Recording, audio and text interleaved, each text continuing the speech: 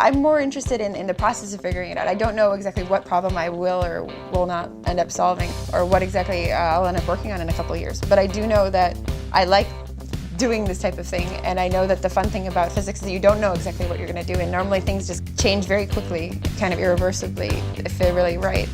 And that's kind of exciting. It's a bit of an unknown.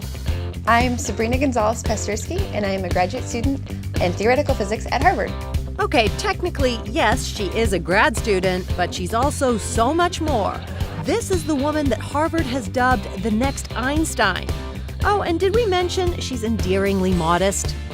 But great minds like this don't just appear out of thin air. My family would always fix things around the house rather than like hire people to do it. So we always were a bit hands-on, and it was good to learn from like what the people around you know.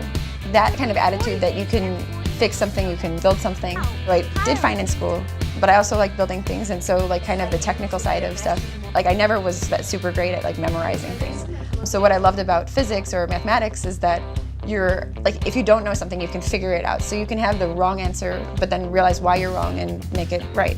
Rather than if you forget a date or just don't know some facts, things go just plain wrong very quickly. When she was 14, she constructed her own single-engine plane by herself. So I started being interested in aviation, and when I was younger, I wanted to build spacecraft. And so I started taking flying lessons. I was fortunate that I was able to do that.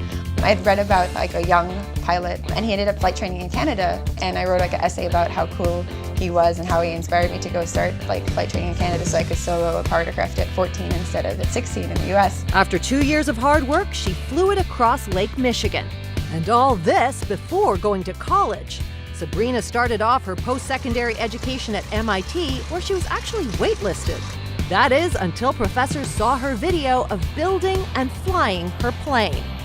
That's where she graduated as the first female student ever to receive the Physics Orloff Scholarship. And oh yeah, she graduated with a 5.0 average. Apparently that's even possible. In undergrad, we had like a basic biology course, a chemistry course, and physics course we had to take. And I guess physics picked me in the sense that I did. I try hard in all of the courses, and it just came more naturally to me. So it's kind of a feedback loop where you like it, and then it likes you, and so you keep doing it. Currently, she's working on her PhD in theoretical physics, studying easy breezy stuff like black holes, gravitational force, and the nature of space-time. What inspires me is sometimes thinking about, you never feel like you know a lot. You always feel like you don't know very much at all, but you do feel more and more that in the past you didn't know very much, even more. So somehow like the gradual progression and keeping it like in mind that you were worse before and you're getting better, like to motivate yourself at like the day-to-day, that's what's good. And like the excitement that comes with figuring something out is a good motivator. Oh, and one last thing. Stephen Hawking, yes, that Stephen Hawking, cites her work in his research. I'm very fortunate that people want to hear what I have to say.